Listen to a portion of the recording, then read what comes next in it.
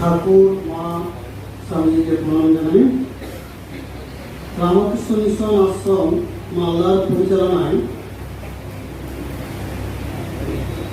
মালদা মিশনের শতবর্ষ পূর্তি উৎসব উপলক্ষে আজকে সারাদিন ব্যাপী যে অনুষ্ঠান ভক্ত সম্মেলন, সেই ভক্ত সম্মেলনের দ্বিতীয় অধিবেশন শুরু হয়ে গেছে। বৈদিক মন্ত্রোচ্চারণের মধ্য দিয়ে ঠাকুর মা স্বামীজিকে পুষ্পার্ঘ্য প্রদানের মধ্য দিয়ে শ্রীরামকৃষ্ণ ভাব আন্দোলন এবং সেই ভাব আন্দোলনের পূত ধারায় যারা আমরা একটু আসতে পেরেছি এবং একসঙ্গে এখানে সমবেত হয়েছি এবং সেখানে যে অনুষ্ঠানের আয়োজন হয়েছে এবং অনুষ্ঠানে যারা এসেছেন সেই সমস্ত শ্রদ্ধেয় এবং পূজনীয় মহারাজদেরকে স্বাগত জানাবো। আজকের অনুষ্ঠানে আমরা পেয়েছি সুবক্তা পূজনীয় স্বামী অচ্যুতাত্মানন্দজি মহারাজ, যিনি একসময় গৌরহাটি রামকৃষ্ণ মিশন আশ্রমের সম্পাদক ছিলেন। রাশিয়াতেও একসময় ঠাকুরমা স্বামীজির ভাব আন্দোলনে নিয়ে কাজ করেছেন।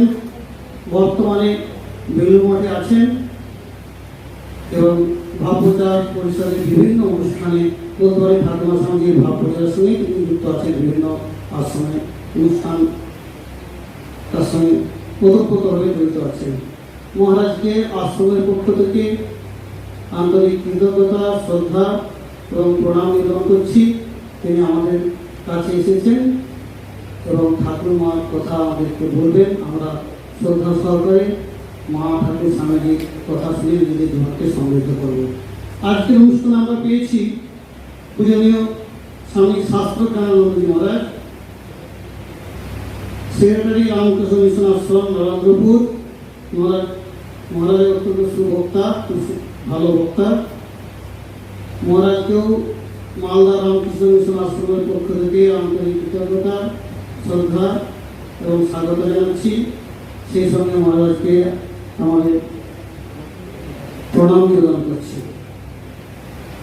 আজকে এই অনুষ্ঠানে পেয়েছি আয়োজন মহারাজকে নরেন্দ্রপুর রামকৃষ্ণ মিশন আশ্রমের পক্ষ থেকে এসেছিলেন সুগায়ক স্বামী শিবাদিশানন্দজি মহারাজ।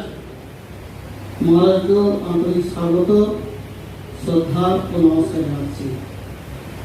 সেই সঙ্গে আমরা পেয়েছি আমাদের অনেকেরই পরিচিত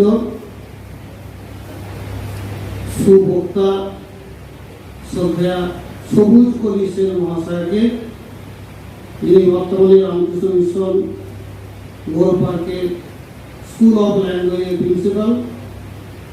সেই সঙ্গে আমরা জানি বিশ্বভারতী বিশ্ববিদ্যালয়ের উনি প্রাক্তন উপাচার্য ছিলেন।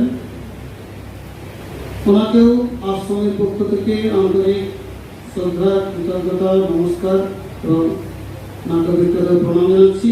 আজকের অনুষ্ঠানে ওনাকে পেয়েছি। ওনার মুখ থেকেও ঠাকুরমা স্বামীজি অনেক কথা শুনব। রামকৃষ্ণ ভাব আন্দোলনের সঙ্গে উনি বিশেষভাবে যুক্ত এবং জড়িত। সেই সঙ্গে আজকে আমরা পেয়েছি শ্রীরামকৃষ্ণের ও ঠাকুরমা স্বামীজির এই অগণিত ভক্ত মণ্ডলীকে। ঠাকুর ভক্তদেরকে খুব ভালোবাসতেন, ডাকতেন, আর মা বারবার বলতেন ঠাকুরের ভক্ত, ঠাকুরের ভক্ত। সেই ভক্ত মণ্ডলীর এই সমাবেশ এবং তাদেরকে আমাদের রামকৃষ্ণ মিশন মালদা আশ্রমের পক্ষ থেকে অত্যন্ত আন্তরিকতার সঙ্গে, শ্রদ্ধার সঙ্গে সকলকেই স্বাগত জানাচ্ছি, নমস্কার এবং প্রণাম জানাচ্ছি। আজকে এই শুভক্ষণে আমরা ঠাকুর মা স্বামীজির কাছে প্রার্থনা করছি, প্রার্থনা জানাই। আমাদের মধ্যে যে তৃষ্ণা নিয়ে আমরা এসেছি, যে তৃষা নিয়ে আমরা এসেছি, সেই তৃষা হচ্ছে আধ্যাত্মিক জ্ঞান লাভের তৃষা।